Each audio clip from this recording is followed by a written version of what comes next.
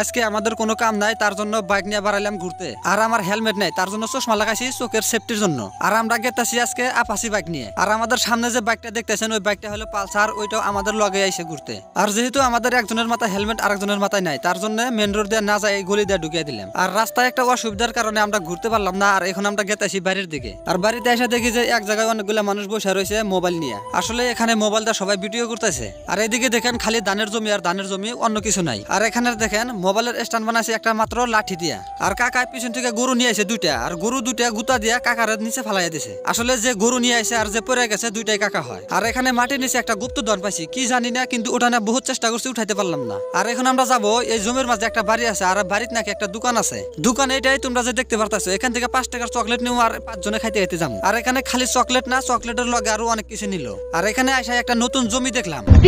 কত মজা গো, কালিকা নারকা।